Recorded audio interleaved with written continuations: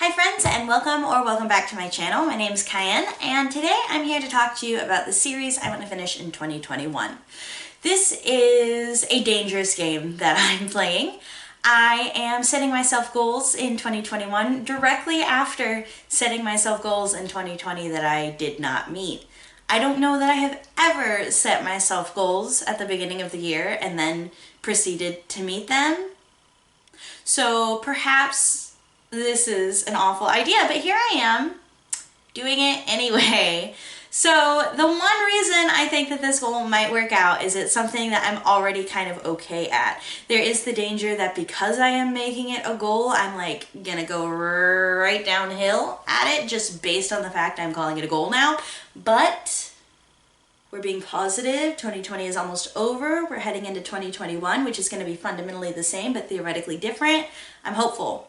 This is me being hopeful because otherwise we're going to cry. So, what's my goal for 2021? Finishing series. The reason I think this might work is I usually read series straight through. When I read the Dark Tower series by Stephen King, I think I might have read one other book in the middle of that. I just read 800 million words about Western time travel spookiness that is the Dark Tower series straight through over like 6 months because at the time I did not read like I am currently reading. So the fact that I have this many, you can't see, but judging by my arm here, it's a big stack. The fact that I have this many series open is a little strange for me, and it has to do with the crazy amount of reading that I accomplished. Crazy for me. I know a lot of people read a lot more than I do, but the crazy amount of reading for me that I accomplished in 2020 means I have a lot of open series, and I would like to get them finished by the end of 2021. Now, this does not mean that I will not start series and not get them finished. This is only including the series that are already started. Maybe this will be a yearly video. End of 2021, I'll be like, all right, here's the series to finish in 2022. I'm not crossing that bridge until I get to it. But here are the series I started in 2020 or before, some of them, and that I want to finish in 2021. Let's get started. So, first up, this is not the first part of the series because I don't actually own it anymore. I think I do, but I think it's at my parents' house. But this is Anansi Boys by Neil Gaiman. This is an interesting one, especially to start with, because this is not a true series. There is American Gods by Neil Gaiman, which is the one that I have read. I read that ahead of the television series coming out, really enjoyed it. And this is not a direct sequel, but it is set in the same universe and has some of the same characters. I love the hell out of American Gods. I'm sure I'll love this one, but it's chunky and I just haven't gotten to it yet. It's not that chunky. It's only 384 pages. I don't know. I know that American God took me a while to get through because American God is, it's not heavy, but there's a lot going on. It's very much the kind of book that you read and you're not super clear on what's happening and you're wondering if you don't understand, if you're not supposed to understand, if someone smarter reading this would understand and it's just you. Maybe you guys don't feel that way. I definitely feel that way. But I want to read this one. There are also 2 or 3 novellas that are a part of this grouping. Like I said, not a true series, but I want to read those as well. I'll probably get those from the library and eventually unhaul this one because like I said, I don't actually own American Gods anymore and I don't necessarily want to go out and buy it because I don't intend to reread it. So I don't want to also own only part of the series, but definitely want to read this one. Looking forward to this. This is about Fat Charlie Nancy. He is in American Gods, kind of a spider god. He's an African spider god of some kind. Like I said, there's a lot going on in that book, and he wasn't a minor character, but he wasn't a main character, and this appears to be about him in that same universe. So I'm excited. Neil Gaiman is amazing.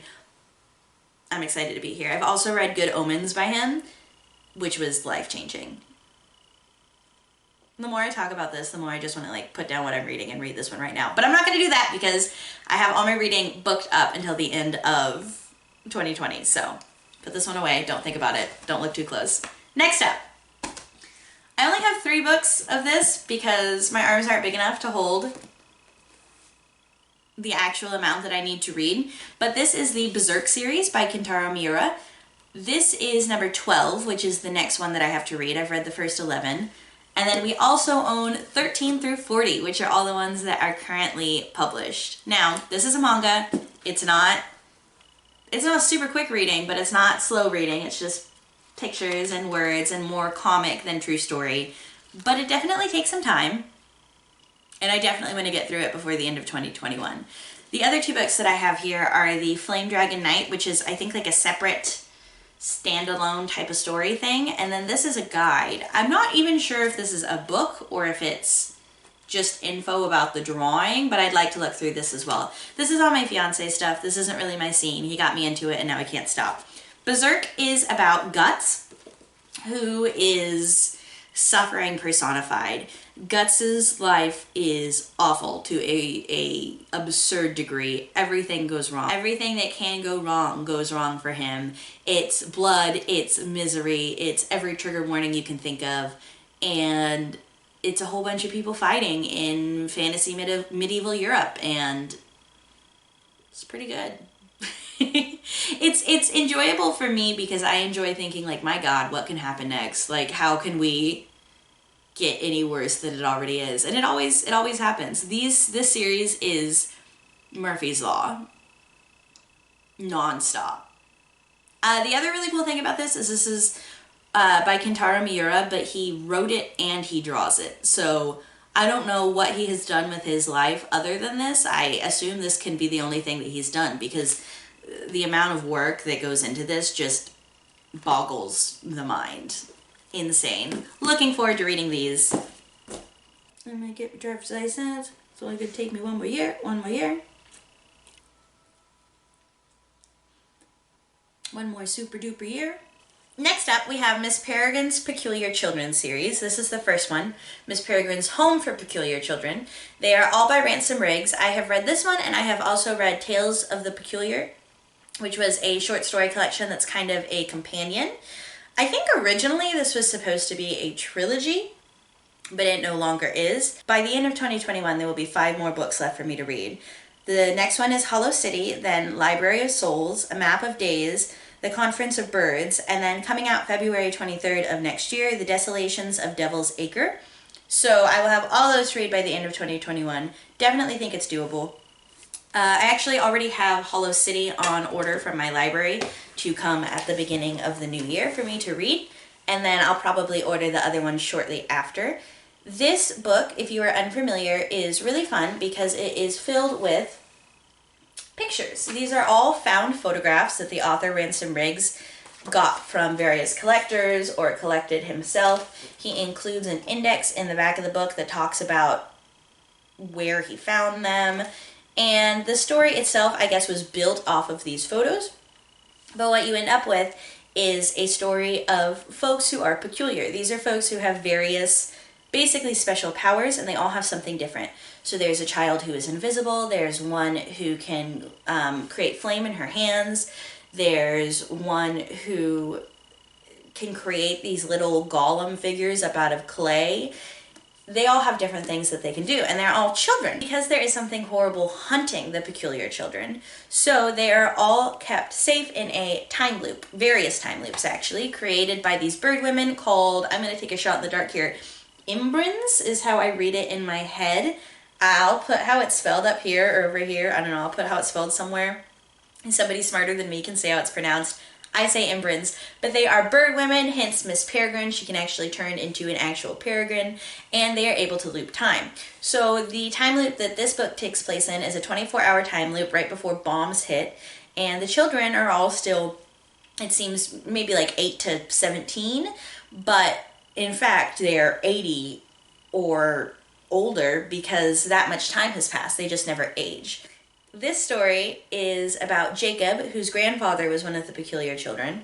He tells Jacob all these childhood stories about being with the peculiar children, but he tells them like they're fairy tales, not really true, and Jacob doesn't really buy into them until something awful happens, and Jacob starts to seek out the truth and actually ends up meeting the peculiar children. It is a childish story in the sense that it's not heavy, it's dark in a palatable way. It is very comforting to read right now. I enjoy it a lot. I like the pictures. I'm a happy camper. I'm looking forward to the rest of these for sure. Like I said, this is going to be probably one of the first ones that I start with this year because I know that I have Hollow City on the way. It should be here by the 1st. Next up, I'm looking at my stack because this one is tied for top 2 that I'm most excited about, and no one is talking about this book. This book, I can't even put into words how this book makes me feel. It fucked me up. I sat down to read it, I think I had a headache that day, and I was just going to read a couple pages before bed, and I sat down on the couch and I read the entire thing. Now granted, it's 279 pages, so it is pretty short, but I just sat down and read it. Just ripped right through it. It is a thriller. It is a page turner, and it's something that it just doesn't let you go. It's the best way that I can think of to describe it is the main character, Emanuela, wakes up every day and makes a bad choice. That's what she does. And in this current climate, I think that I find it very comforting. My life is chaos. I am chaos. It's nice to read about chaos. I picked this one up because it's sapphic, which is always my shit. I cannot recommend this one enough. The only trigger warning for this one, this isn't the only trigger warning, but the only thing that might make you dislike it is kind of gory. So if that's something that you can't stomach, this may not be the book for you. Otherwise, I insist that everyone go read this right now. This is Beyond the Ruby Veil by Mara Fitzgerald. It is about Emanuela and Alessandro. I want to show you the pretty red spine. And it is set in a fairy tale universe where it is a very small insulated society surrounded by a ruby red veil, which is described as kind of a fabric-y, except it changes colors with the day. It's red during the day and black at night. And the only thing included in it, the only thing that exists, is their city of a fairly small group of people. There is a lot of high society posturing, and Emanuela, who comes from a not low but lower part of society, is marrying Alessandro for the prestige and the power. They are both gay, they are best friends, they are not romantic at all, but it's mutually beneficial because Alessandro just wants to read and chill, and Emanuela wants to crush the entire world under her feet, so getting married works out perfectly for them. But the day of her wedding, and this strikes me as a spoiler even as I say it, but it's literally in the synopsis, so I'm going to go ahead and tell you. The day of her wedding, it is discovered that she has been hiding an omen. An omen is a red splotch that appears on your skin that tells you that you have to give yourself to the water Kreia. The water Kreia is some sort of witch who creates water from blood, and this is the only way that the people in this entire universe are able to have water. So, when you get the omen, you're going to die anyway. You must rush to the water Kreia to give yourself so she can take your blood to give water to the people before you die, so that your death is worthwhile. But on her wedding day, Emanuela is like, I'm not turning myself in, and then the water Kreia realizes that she has an omen, she's taken away, and honestly, it just all goes downhill from there. This is super, super good, and the sequel is coming out this next fall. Cannot wait, cannot come soon enough. I will pre-order this one as soon as it's available. I don't know why people aren't talking about this. The only reason that I heard about this was that it was up for a Goodreads First Reads. You know how on Goodreads you can apply to win and you never ever win. I applied for it, but when I read the description, I was like, oh shit, this actually sounds really good. And it is. If out of this stack of books you only read one, this is the one you should read. I highly, highly recommend it. Anyway, moving on. So, this is not the sort of thing you're going to see on my channel a lot. This is So Fair a Lady by Amber Lynn Perry. This book I never, ever, ever would have picked up in a million years, but I know the author. The author is truly one of the kindest, incredible, sweetest people that I've ever met. I'm saying this and I'm trying to think of who I know that's sweeter, and I really don't. My mom, not as sweet as this lady. Jesus Christ could take a lesson from this lady. I don't know. Like, she's just angelic. And when I found out she was a publisher, we'd lost touch. We were in a play together and she taught me voice lessons for a while. I moved away. And when I somehow stumbled across the fact that she's now a published author, I had to go out and support her. This book is historical Christian romance, which is three things that I am not interested in. But I bought it for her, wasn't really planning on reading it. Just wanted to kind of have it on my shelf. And then the Clear Your Shit read-a-thon, which I've been participating in November and December. One of the prompts was your least anticipated book, or like the book you've been putting off the longest. And so I decided to give this one a shot, kind of fully expecting I would DNF it. I honestly enjoyed this. Is it life-changing? Is it a 5-star? No, but if you like historical romance, if you like Christian romance, if this is your jam, it might be for you. It is well written, it is easy to read, it is sweet and romantic. What's the word for that? I don't know anything about history, goddamn. So this book is set during the American Revolution, and it's mostly about the discovery that the main character, Eliza Campbell, her father was a member of the Sons of Liberty, which is a anti-Tory group looking to create the American Revolution. But it's set in 1773, so it's at the very beginning of the brewings of this and before the war.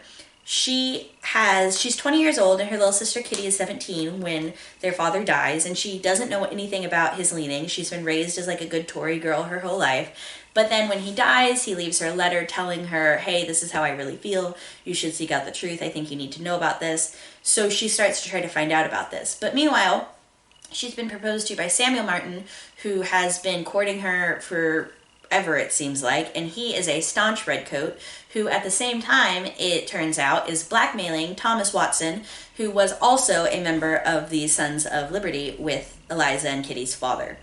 So through a series of events, Thomas and Eliza end up together. They fall in love. I don't think that's a spoiler. It's honestly super duper cute, surprisingly romantic, surprisingly heated. It's not, I don't know. I don't know anything really about history, but when I imagine people falling in love in the American Revolution era, I picture people sitting pandemic distance across a room and saying, I think that my father thinks this is a good match, so we will marry. And there's no romance, there's no heat to it. There's romance. It's really sweet.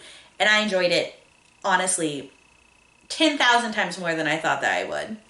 The sequel is about her little sister Kitty and the Dr. Nathaniel, who is in this book as well, and he's honestly a standout star.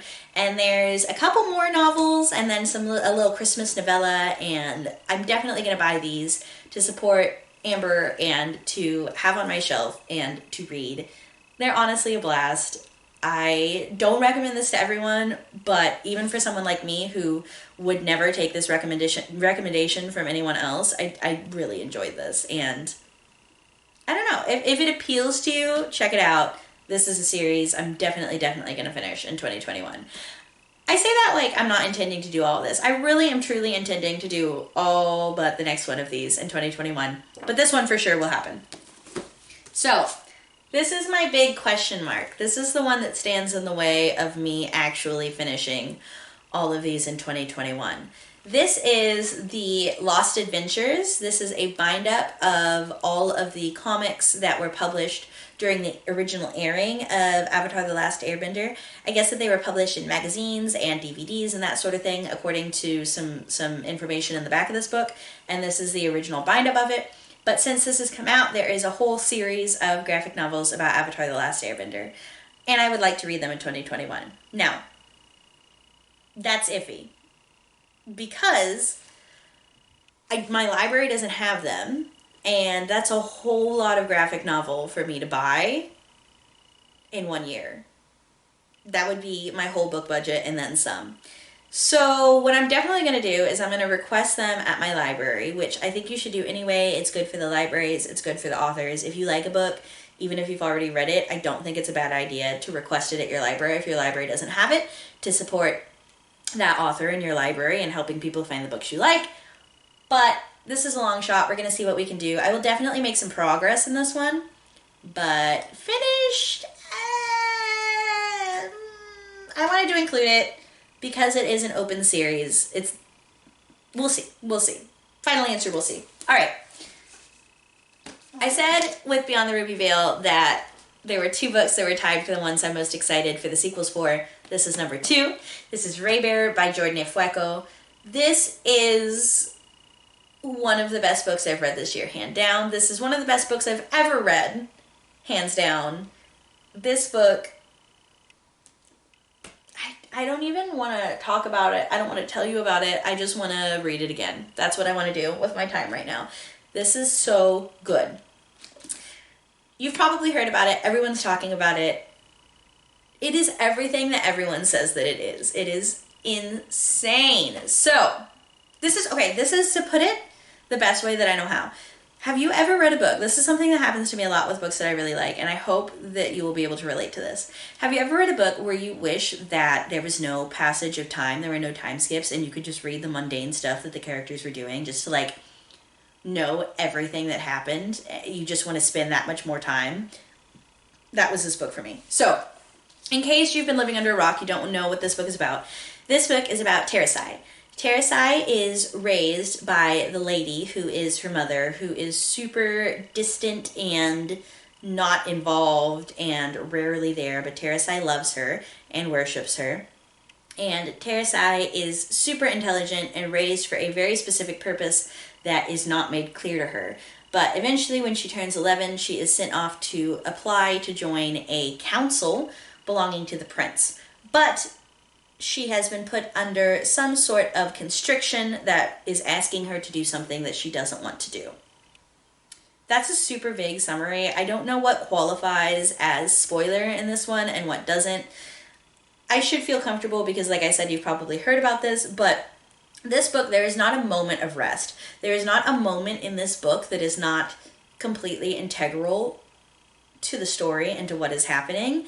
So, you know what? Stop listening to me. Just go read it. Ray Bear is so good. The sequel's coming out next year. I cannot wait. I cannot wait. Next up, we have Axioms End by Lindsay Ellis. This one I picked up kind of on a whim. I saw it in my independent bookstore and just grabbed it. And sci-fi is not my genre. I don't hate sci-fi. It's just not something I usually seek out. And this was the first sci-fi that I had read in a while. So I don't know if that made it seem like harder sci-fi to me, and real sci-fi readers would say that this is soft sci-fi, but I would describe it as pretty hard. It is about a girl whose father, I say a girl, so I'm not going to tell you her name. It is about Cora, and Cora is a young woman trying to live her life, trying to work her temp job, but her father is a leak, and he has escaped the US to try to avoid jail time for his leaks, and he is insisting that there has been alien contact made with the planet. And obviously this is bunk. There are people who believe in it. Cora is not one of them. Most people aren't one of them. But then stuff starts happening, and maybe it's not bunk, and maybe Cora ends up being the only one who the aliens are willing to talk to. This book is interesting. It's thoughtful. It's insightful. It's not one that stuck with me. It's not one that I left like thinking about. It's not one that really touched my heart. Is it worth a read? Yeah. Am I going to read the sequel? Yeah. But, you know, do with that what you will. I guess, I didn't know this going into it, but I guess Lindsay Ellis is a YouTuber, so a lot of people are wary of it based on that. That's not something I noticed. It's not something that I think, this didn't read like a celebrity writing a book. This just read like a sci-fi book. So, probably my least favorite out of this stack, right here. But, I mean, I like it, and I'm going to read the sequel, so, you know, Axioms End. Oh, I'm so excited to read these. These ones are exciting because I have a lot of these still here. I have a lot of these to read before I have to worry about getting the next one. This is the Lumberjanes series. I have read the first one, which is Beware the Kitten Holy, and I have read number 2, which is Friendship to the Max. I own 3 through 7. Yeah, 3 through 7, which are A Terrible Plan, Out of Time, Band Together, Sink or Swim, and A Bird's Eye View. There are also, I think, up to 15, and then there's some companions. I'm going to buy the rest of these before I worry about the Avatar ones, because these ones just, this is something, I'm not like this, I'm not even 100% convinced I'm having kids, but this is something that I picture myself reading to my kids. I picture myself rereading these. These are so, so good. So, this series is basically Gravity Falls girl gang at summer camp. It is weird, it is strange, and it's all about healthy female friendship. There is some sapphic romance, which is always a plus for me. Our girl gang is Ripley, Jo, Mal, Molly, and April. I said them out of the order that I normally say them, so that was really hard. And they're best friends, and they support each other, and they fight weird monsters, and it's beautiful. The art is beautiful. I'm really looking forward to these. This is probably going to be my first big expenditure of the new year once I get through the ones that I currently have. Last but not least, Paper Girls. This was an impulse buy that I'm so thankful that I did. I had heard people talking about this, but I hadn't really put it on my to-do list. And then on Prime Day, I saw this one on Amazon Prime for, I think it was $18, and it retails for $34.99. That was, Prime Day was my birthday this year. I was like, click, doing that. And I got this one, and I'm so happy that I did. These are the deluxe bind-ups of Paper Girls. There is one more after this that just came out last month, November. So I'm hopeful that I will definitely get that done in 2021. I will purchase that and have those. The art in this one, again, this is another one that I could read through over and over again. I could show to my kids. There's a sapphic element. This one is about a group of girls in the 80s who are paper girls, obviously. And basically, we get some weird time travel stuff happening. Sci-fi, time travel, girl gang. What I don't feel that I need to tell you anything else. I think that's all you need to know. I'm really hopeful. I mentioned this in my book haul, but I asked for the third one of these for Christmas. I basically exclusively asked for books for Christmas, so there's going to be a big book haul coming up at the end of Christmas. But I asked for the third one of these for Christmas. I'm hopeful that it exists out there under the tree right now. If not, I'll go out and buy it myself because of who I am as a person. And I just will definitely finish these in 2021. So that reaches the end of my stack. Those are all the books that I'm committing to finish, asterisk Avatar, committing to finish in 2021. I will. I really believe, like, I'm very much somebody who uses a TBR and sticks to it. I am a mood reader, but I am often able to push through the mood, and my mood changes fast, so I'm able to move it around. So I really think that I will finish every single one of these series, with the possible exception of Avatar, by the end of 2021. We'll see. Cut to me a year from now, crying into my milkshake. Anyway, that's all I've got for you today. Thank you so much for watching. I hope that next year is a better year for you than it has been this last year, regardless of how good 2020 was for you. I certainly hope next year is a better year for me than this year's been for me. I am so thankful that you decided to stop in and watch this, that you stuck around this long. If you stuck around this long, tell me about these series. Have you read any of them? Do you want to read any of them? Have you heard awful things about them? What is your favorite series of all time? My favorite series of all time, arguably, I'm saying this off the cuff, so I might regret this later. I think that my favorite series of all time is the Locked Tomb trilogy by Tamsin Muir. That one, I got no words. It is so good. I cannot wait for Electo the Ninth to come out. I didn't include that one because that one doesn't come out until 2022, but I've got the other two down here. Those books are so good. What is your favorite series?